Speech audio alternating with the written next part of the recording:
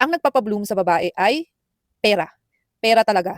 Okay. Hindi feelings, hindi love and relationships. Okay. Kaya pag tinatanong ako, paano ka naging blooming? Ang sagot ko lang is pera. Okay. Although hindi ko pa nagagawa lahat dun sa glow up ko. Okay. Kasi parang hagdan yan. Okay. Kasi syempre paganda muna ng skin, paganda ng ano, okay, ng hair. Okay. So next is paganda ng ngipin, ganyan. Okay. So pera talaga ang kailangan, guys. Okay. Hangga't hindi nyo tinatanggap yung reality na yan is you're just going to be stuck doon sa mindset ng feelings ang nagpapaganda sa babae. Hindi po. Pag stress ka sa pera, it's gonna show on your face. Okay? It's gonna show with your habits. It's really gonna show. Kaya pag sa live minsan may umay factor na yung mga tanong about love. Kasi honestly, nakakasawa yung topic about love and relationships. Nasa beauty podcast na kasi tayo. Okay? So, maraming followers hindi maka-move on from 2024. Nandun pa rin sila sa ano, parang na-stuck na sila doon sa podcast na yon. Hindi na sila nag-evolve. Yung creator nag-evolve na, nag-glow na't lahat. Okay, yung ibang followers na-stuck sila sa love and relationships. Ayaw man nilang aminin pero totoo. Nandun pa rin sila. 2024 era pa rin. Okay, which is, wala na akong magagawa doon. Kasi ako, ang mababago ko lang kasi is yung sarili ko. Hindi ko kasi mababago ang ibang tao. Sabi ko nga is as a podcaster, I'm just a messenger. Okay? Nasa inyo na kung gagawin nyo yung message. Learn to manage your stress. Okay? Kapag ikaw ang tipo ng tao na hindi mo kayang mag-manage ng stress, it's either wala kang sapat na coping mechanism or wala kang sapat na ability as a person. Makaka-apekto yan sa glow up mo kasi halatang halata talaga sa face mo kung stress out ka, and no collagen can save you from that kind of stressed face. Okay? Kasi ang collagen, hindi niya kayang solusyonan lahat ng problema sa pagmumukha mo. Okay? Glow lang na ibibigay niya. Okay? Another thing is like if it does not really matter, if it does not matter, if it's not beneficial for you, so why bother, 'di ba? Okay? So like ako, I manage my stress by doing things in advance. Okay? Like this is a pre-recorded video, meaning ayoko mag-video ng Sunday na dapat nagre-relax ako tapos kailangan tingnan ko yung telepono ko kasi kailangan ko mag-content dahil sa algorithm ng TikTok. So, ayoko ng gano'n. Gusto ko mag-relax ako ng Sunday kasi deserve ko mag-relax. So, gano'n ako mag-isip. So, kailangan nagawa ko na yung video in advance. Kung hindi ko nagawa in advance, edi magsa-suffer ako ng Sunday. So, ganun guys. So, time management lang. So, usually, I think, hindi na rin ako masyadong magla-live kasi usually yung mga questions sa live paulit-ulit din lang. So, minimize ko ang live to manage my stress. Lagi akong nasasabihan that I look younger than my age of 41. And ano nga ba yung sikreto talaga? Ano yung secret sauce? Okay, kasi honestly guys, yung products, nakakatulong talaga siya. Pero hindi kasi lahat nakadepende sa produkto. Okay? Money is very important. Okay? Also, managing your stress is important. And discipline is also very important. Yung important na may disiplina ka sa pagkain, sa exercise. And of course, yung stress kasi iba-iba tayo ng levels of stress. So, meron yung mga tao na they work on the night shift or may mga tao na mas stressful yung trabaho nila. So, mas faster sila nag-age. Okay? So, marami kasing factors yan. Okay? If you are able to manage all the factors combined and prevent aging, you can prevent aging. Okay? Kumbaga, you can slow it down. Okay? Kapag minimal stress ka din. Okay? Kaya ako, honestly, hindi ko na ini-stress yung sarili ko. Hindi ko masyadong pinipressure yung sarili ko sa bagay-bagay. Okay? Kaya nga, hindi ko rin ini-stress yung sarili ko dun sa mga problema ng ibang tao na wala naman akong kinalaman. Okay? Setting boundaries is really, really important. Okay, like what I mentioned in my previous video. So, kung gusto mo mag-glow up, alamin mo kung ano yung mga nagpapastress sa'yo para maiwasan mo. Okay, or ma-minimize mo. See? Kasi mabilis talaga magpatanda ang stress. Paano mo nga ba improve ang aura mo? Or, yung vibration na tinatawag. Are you high vibrational or low vibration? Okay. Unang-una, gossip. It's a no-no. Okay. If you are someone na mahilig sa gossip, how can you focus on your glow up? How can you get that glow? Okay? Napansin ko yun sa mga taong chismosa, hindi sila glowing, honestly. Kaya napapansin ko sa live, usually, mga nagtatanong na, anong masasabi mo tungkol kay ganito? Anong masasabi mo tungkol kay ganyan? Anong masasabi mo sa mga influencer na ganito? These are people na chismosa. These are people na they gossip or they're curious about your reaction about other people. But because they're more curious about the lives of others than their own life. Kasi if you are focused on your own life, wala kang pakialam. You don't really care about those things, yung mga ganyang klaseng bagay. So I'm telling you guys, if you want to improve your aura, don't be too concerned about the lives of other people. Be concerned about your life, okay? Pangalawa is bitterness. If you are bitter, if you have a lot of hatred in your heart, that's poison. So, paano ka mag-glow? Kahit mag-metatayon ka, kahit mag-Mosview ka, kahit i-combine mo yung Met at Mosview o lahat ng mahal na supplements at skincare, if you have a lot of bitterness in your heart, hatred, you're a basher, you're a hater of someone, that's really, really hard to heal. Okay? And that's gonna show in your aura. Okay? Makikita mo sa aura mo yan yung, ay, parang punong-puno ng puot ang taong ito. Parang this person, ang dami niyang hanash sa life. See? So, you have to be self-aware about these kinds of things para ma-improve nyo yung aura nyo. May mga unspoken challenges ang isang glow up na hindi siya kasing dali ng inaakala ng mga tao na, uy, skincare ka lang or gluta and collagen ka. There is the money aspect that's undeniable. Yung money aspect, yung gagastusin mo for a glow up. But there's the challenges na of showing up, yung discipline na kailangan, yung pagpupursige kahit hindi siya madali. Okay? Kasi honestly guys, lahat tayo may problema. Okay? Kanya-kanyang pagdadala lang yan. Kanya-kanyang way ng pagdadala ng problema. Pero lahat tayo may problema. Okay? So, pag may problema ka kasi, hindi mo palaging nagagawa yung dapat mong gawin for your glow up kasi preoccupied yung utak mo, okay? So, yun ang isa sa na-observe ko kasi when it comes to a glow up na meron yung iba magaling sila sa start, okay? Kasi, excited. Okay? Pero, hindi nila alam kasi it's the boring routine that's gonna give you the most rewards. Okay? Ako naging routine ko na mag-exercise. Kahit gaano kasaya or kalungkot ang araw ko or ang buhay ko, I make sure that I exercise and do my skincare because that's my way of showing up, okay? So, bukod sa pera, kailangan mo ng oras, ng disiplina at pagpupursige. There's not really a book that can teach you how to do a glow up because honestly, there's a lot of products out there. Okay, but there's that unspoken rule, unspoken truth na sa isang glow up kasi guys, merong element na hindi nabibili ng pera. Okay? Which is may mga makikita kayong babae na glowing and blooming as in hindi naman sila nagko-collagen or hindi sila nagluluta or kahit na nagluluta or collagen sila, they're using the same brand as others pero the effect on them is different compared to others because there's another work, there is an inner work required to reach that glow up. The visual is the proof of the internal. Yan ang isa sa mga natutunan ko kay Niccolo Machiavelli. Sinasabi niya na ang physical appearance natin is a manifestation of what is inside us, our character, our personality. Okay, nagmamanifest daw yun sa ating anyo. Okay, kaya minsan pag nakikita natin ng isang babae na ay blooming siya, glowing siya, ibig sabihin, there's something good that she feels inside. Meaning, yung internal world niya is healthy, happy, or in alignment with her true self. Kaya ang mga babae na nagbo-bloom, naglo-glow, meron silang happiness sa kalooban nila. Kaya nakikita yon ng ibang tao sa panlabas. So sabi nga ni Niccolo Machiavelli, isa din sa sinabi niya is, your appearance is an armor. Okay? So ibig sabihin is, yung ating panlabas na anyo ay isang sandata or sandata natin sa mundong ito. Okay? Which is actually true, no? Kasi may napanood nga ako kay Coach Ross, sabi niya na, mahirap ka na nga, pangit ka pa, sabi niya. Ano na lang ang iniwan mo sa sarili mo? Yung parang bigyan mo yung sarili mo ng dignidad. So you have to do something, okay? Whether it's magpapayat ka, magpaganda ka ng balat, okay? Or manamit ka man lang ng maayos. So sabihin mo lang kahit hindi mahal yung suot mo, pero yung maligo ka araw-araw and you wake up and you show up every single day. Okay? Kasi your appearance is your armor. Yan ang unang-unang makikita sa'yo at yan ang sandata mo dito sa mundong ito. Isa sa sandata mo sa mundong ito. So, yun ang gusto kong sabihin sa inyo guys. So, whether you invest in your looks or not, sabi ko nga is, ang mundong ito talaga, it was not built fair. Okay? So, this world is not built fair. You have to play by the rules. And there are rules. Yan, like yun yung sa how you present yourself, what to wear in a certain occasion or a certain event. May mga rules na yun. And kaya mo namang pag-aralan yun. Especially kung gugustuhin mo.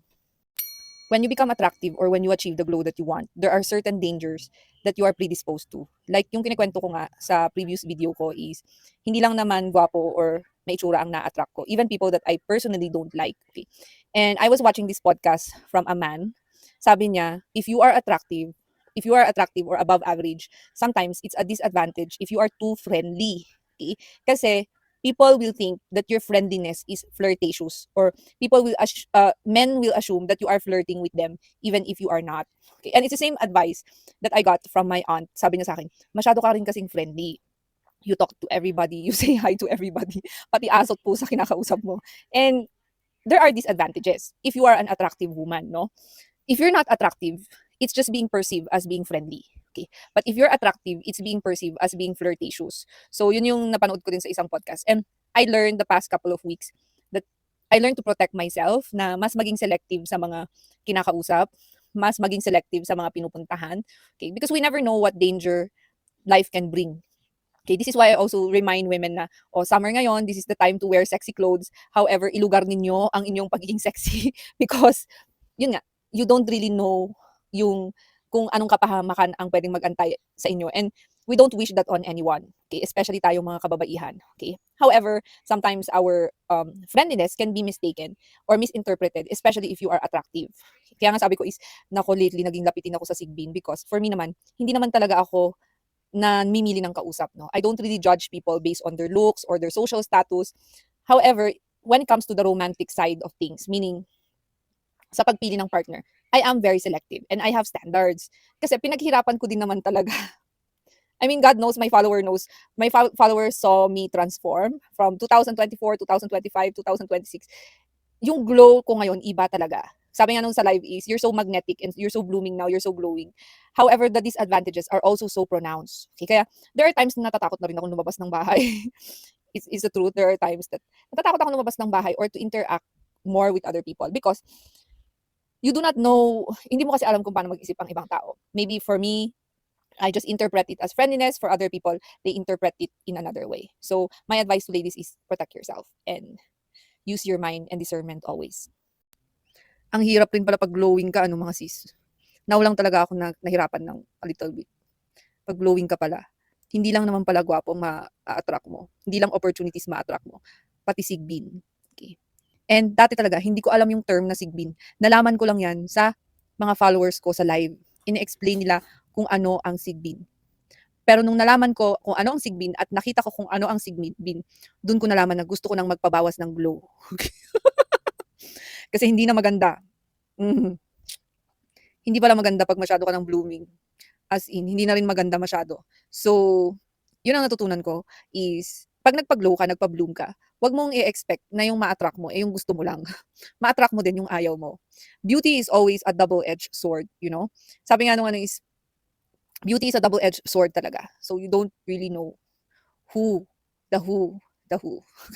Talagang for the stressed ako. Pero tinatawa-tawa ko lang yung stress ko mga sis. Pero it's very stressful.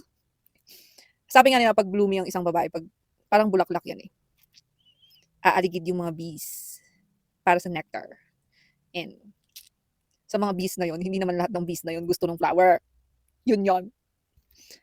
Yun lang. Gusto ko lang i-vent out yung frustration ko. So, dati talaga, pinagdadasal ko kay Lord. Gusto ko maging blooming, gusto ko maging glowing. Binigay nga. Pero marami ring binigay na sumpa. Yun lang. Kahit anong mangyari, wag mong ida-down ang sarili mo. Okay? Yung negative self-talk mo kasi, makaka-apekto yan sa physical appearance mo. Okay? May dumaan sa FYP ko na parang sabi niya, buti pa yung magaganda, isang post lang, napapansin sila kaagad. Kaming mga pangit, hindi. Parang kailangan namin mag-effort palagi, blah, blah, blah. Okay? May mali sa mindset. Okay? Kasi, yes, for example, ang reality is hindi ka maganda. Okay? Dapat sabihin mo sa sarili mo na, gaganda ako. Gaganda ako. Gaganda ako. Gaganda at gaganda ako. Basta kahit anong mangyari, gaganda ako. Kasi kung ganun ang mindset mo, from pangit, pwede kang gumanda. And I have seen people that they're not physically attractive at first, pero after a couple of years mo silang ma-meet sila, wow, ikaw ba yan? Pretty mo na. Kasi may mindset ng optimism. Okay? Pag negative mindset ka agad na, ano ba naman yan? Bakit ganito yung binigay ni God na tsura ko? Bakit hindi ako ginawang maganda? Nagre-reklamo ka. Okay? Dapat, meron kang attitude of gratitude. Okay. Alam nyo, when I was not so blooming, no? Nung hindi ako masyadong blooming, I've always been a positive person kasi. Kaya naialis ko yung sarili ko sa pangit era ko. Okay? Kasi I had that very positive mindset na kahit during that time, walang nagagandahan sa akin. GGSS talaga ako. Kasi sabi ko, hindi, gaganda rin ako eh. Lagi kong sinasabi na gaganda ako. Ganun. Yung mindset, guys, tapos yung self-talk, really affects your physical appearance kasi namamanifest mo yan. Minamanifest mo yung yan sa sarili mo kung ano yung nangyayari. So, I'm telling you guys, you better change your mindset if you think that way. Okay? Kasi, even if it's a reality that you're not good looking, paano ka makakaalis dyan? Kung ikaw ang unang-unang tao, nagda-down sa sarili mo. See? So, nung nag-live ako, may nagsabi sa akin na, Mima, pwede mo bang ipakita or i-video kapag nagwo-workout ka? Okay? Or ano ba nga ba yung ginagawa mo para sa glow up mo? Okay? Or ano yung mga ginawa mo? And sabi ko, I don't really take pictures of myself even or video myself working out because it's my sacred time also to meditate and to study. Okay? So, habang nagwo-workout kasi ako, nakikinig din ako ng ibang podcast, okay? Or, yun yung time para sa sarili ko, hindi para sa ibang tao. So, I know it might sound strange, you know, but I don't really need the validation of other people to show na nag-workout ako because it's already part of my identity. Kitang-kita yung pagpayat, okay? Yung compared when I started the podcast, medyo mataba tayo. ang layo talaga ng pagpayat, as in. Kasi yung resulta, nakikita na lang siya, pero hindi ko siya pinapakita yung proseso. It's the same thing with other aspects of my life. I'm not really comfortable sharing o yung sa skincare, anong ginagawa ko sa skincare, ano yung ibang products pa na ginagamit ko. Kasi hindi naman dapat lahat sinasabi. Parang yun yung sa akin, okay? Kasi hindi naman ako vlogger, guys. I'm doing a podcast and I am an affiliate. Okay, so I don't consider myself as like vlogger, hindi naman ako influencer na kailangan pati yung pagkain sa breakfast, kailangan makita ninyo. No, kasi may dangers yon if you always show what you do behind the scenes, whether it's eating your lunch or ano, parang hindi mo na ma-enjoy yung buhay mo. Para kang nabubuhay lang para ipakita sa TikTok. There are women who need the validation. Siguro kulang sila sa pansin or kailangan nila ng validation. But for me, I don't do social media like it's a vlog. I do it selectively. So that's why I rarely do vlogs. And if I work out, I work out. I do it every single day without needing to tell anyone. Mga kapitbahay ko alam nilang basta si Florian, ako, that's the workout girly. Like she always works out, okay? Or kasi part na yun ng ano ko sa nag-sports ka rin kasi ako. I was also very active in sports before. I was also a solo traveler. So yung mga bagay na yun, precious moments, hindi lahat pinapakita sa TikTok para sa validation ng ibang tao. Like, I always value privacy over the validation of anyone. Kasi once you open your life, you're going to be really severely criticized for whatever it is that you do. Ang pagiging glowing at blooming, dahil yan sa pagkakaroon ng sapat na oras at sapat na budget. Okay? At saka, very minimal stress. Okay? Ako kasi, 41 ako, no? Single ako. Wala ako masyadong stress sa buhay. Like, wala naman akong asawa, wala naman akong anak. Okay? So, yung problemahin ko lang is yung sarili ko. Okay? Problema ko lang is yung sarili ko. So, medyo mas maganda yung pagka-bloom ko, pagka-glow, kasi nga, meron akong oras. Okay? Kasi kailangan mo ng oras, kailangan mo ng panahon. Paano ka mag-workout? Okay? So, paano ka mag-skincare? Syempre, may oras, may time investment dyan. And then, yung stress level ko siguro is hindi naman super over yung stress level ko. Although, stressful pa rin naman yung work from home. Pero hindi kagaya ng nasa office na ang dami mong papakisamahan na tao. Okay? Or ang dami mong papakisamahan na supervisor. Ganyan. Okay? Kaya, yung glow is nangyari because may oras, moderate stress, tapos kahit papaano is may budget. Yun yun. Kaya, a glowing woman has nothing to do with a man. Okay? Pag glowing ang isang babae, hindi yun dahil sa love life. Glowing ang isang babae dahil yun sa sarili niya. Yun yun. Dahil naglaan siya ng panahon para pagandahin ang sarili niya. Naglaan siya ng budget para pagandahin niya ang sarili niya. Kaya glowing ang isang babae. Ang Kikay Mumi, ang ganda, parang bagets lang. O, di ba? Sinasabi ko sa inyo nakaka-youthful ang pananamit. Kumbaga, the way you dress will affect your mood, your physical appearance, and your youthfulness. Although ever since naman, 20s pa lang ako, kikay na talaga ako. So, parang part na siya ng personality ko na tinitignan ko kasi ang dressing up as a way of parang art siya sa akin. So, tinatry ko yung best ko every day to come up with an outfit na, I look good and young in this pair of, ganon. Nagmi-mix and match ako. So, ganun lang yun. Nakaka-affect talaga the way you dress dun sa pananaw mo sa buhay, sa itsura mo, sa outlook mo. So, I know I'm 41, pero I try naman my best to dress my age. Pero as much as possible, I dress the way I like to dress based on my personality.